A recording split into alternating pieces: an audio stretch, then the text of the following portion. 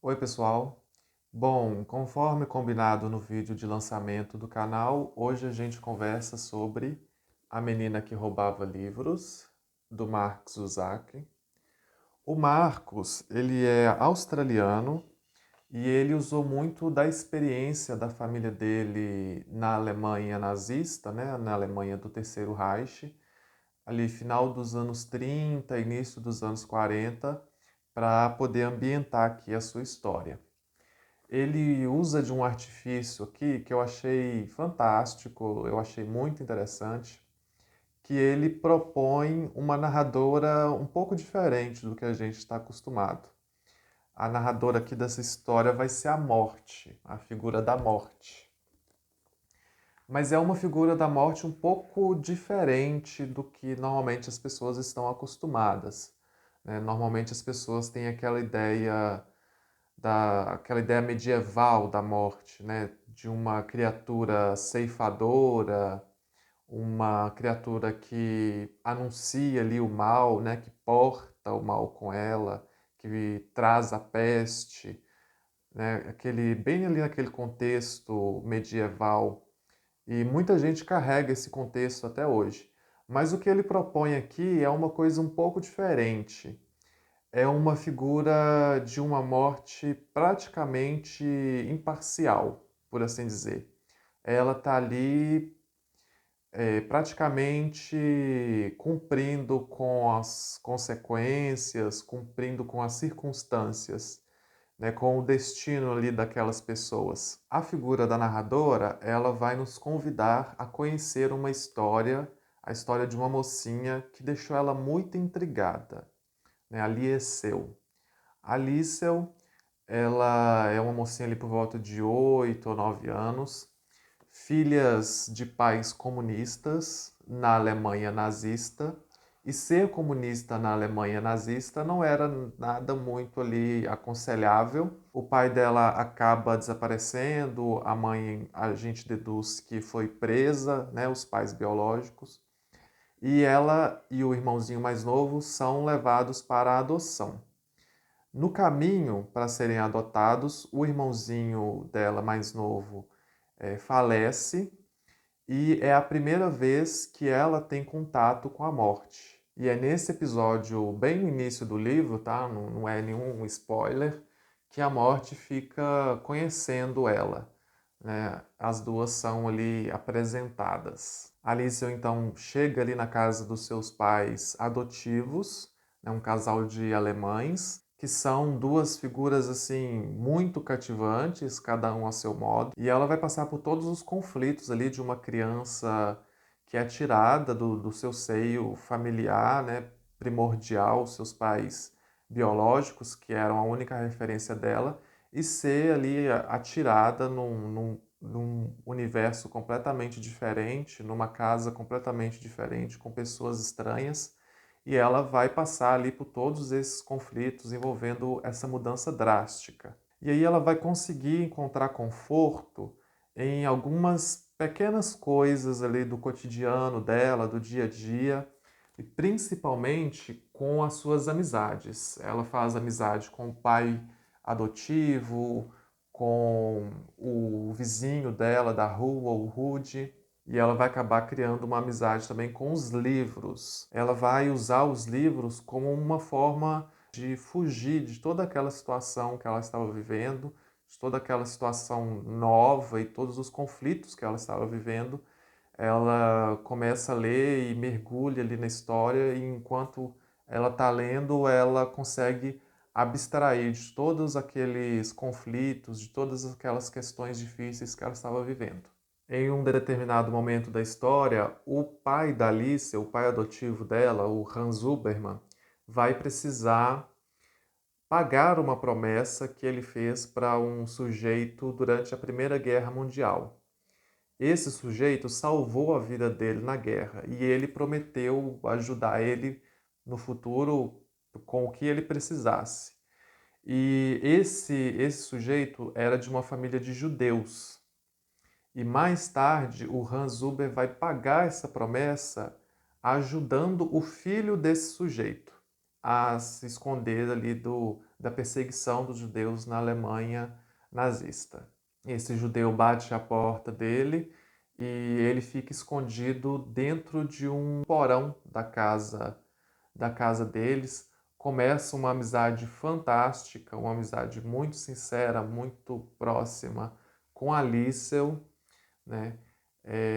Esse livro é de uma sensibilidade fantástica, e nas pequenas coisas, assim, nos pequenos detalhes, o autor ele consegue colocar ali uma carga dramática muito forte, um elemento dramático muito forte. Um exemplo disso é que o único contato que o Max tinha com o mundo exterior era os presentes que a Liesel levava para ele, que era às vezes uma bola murcha, um jornal que ela pegava na lixeira para ele poder ler, os próprios livros da Liesel e às vezes o que o autor chama aqui no livro de pedaços do céu, né? Ela fazia informativos meteorológicos para ele, de como estava o tempo, de como estava o céu naquele dia. E é impossível não fazer um paralelo entre a história do Max com a história da Anne Frank, né, do diário de Anne Frank. Uma amiga minha que é fã da história da Anne Frank, que leu o diário e que gostou muito, eu indiquei esse livro para ela e falei, olha, leia A Menina que Roubava Livros que você vai gostar muito. Ela leu e adorou. E é interessante poder identificar aqui esse conceito de metalinguagem que a gente está muito acostumado a ver no cinema, quando, por exemplo, um filme faz referência ao outro. Aqui, nesse caso, um livro está fazendo referência ao outro. Não só com relação ao Diário de Anne Frank, mas a outros livros também, né? Os livros que a roubadora de livro lê aqui dentro desse romance, eles existem, né? Eles são livros que foram publicados aqui no mundo real, né? No nosso mundo, e é interessante que é como se ela estivesse indicando esses livros para a gente. E eu fiquei muito curioso, dá muita vontade de procurar esses livros e lê-los também. Eu vi algumas pessoas reclamando de que esse era um livro um pouco lento, um pouco arrastado demais, mas eu acredito que a proposta do livro seja exatamente essa, né, de você ir acompanhando a história da Liesel ali durante alguns anos, envolvida naquele contexto ali da Alemanha na Segunda Guerra Mundial. E o autor ele dá muita ênfase aqui à influência da guerra e do nazismo na vida das pessoas comuns alemães. Você tem aqui personagens que apoiavam o regime e você tem muitos outros personagens que não faziam apoio ao regime. E o quanto a guerra e as atitudes do regime influenciavam na vida dessas pessoas. A gente vai acompanhar aqui, por exemplo, a história trágica da vizinha dos Ubermann, que vai ter uma história trágica envolvendo a sua família na guerra, né? Os dois filhos dela vão servir na guerra e vai ser uma história bem trágica. E o quanto isso afetava a vida dessas pessoas. Nem todos eram favoráveis à guerra, nem todos eram simpatizantes do partido. Muitos que participavam do partido não corroboravam ali com as políticas, com as ideologias, muitos estavam ali só porque eram obrigados a estar ali. Aqui na história, o pai da Alice, o pai adotivo da Alice, o Hans, se sente obrigado a ter que se filiar ao partido para conseguir terem clientes, né? Ele é pintor e ele se vê obrigado, contra a sua vontade, a ter que se afiliar ao partido para conseguir emprego. Essa não é a primeira leitura que eu faço desse livro. Eu li ele pela primeira vez quando eu estava no ensino médio, há uns 10 anos atrás, né? Quando ele estava bem no hype, estava todo mundo lendo, se tornou um best-seller aqui no Brasil e em outros países. E agora eu fiz essa releitura conjuntamente com uma amiga, aquela amiga que eu indiquei, que gostou do Diário de Anne Frank, que eu indiquei A Menina que Roubava Livros. E acabou acontecendo uma coincidência, porque eu estou lendo a biografia do Hitler, né, junto.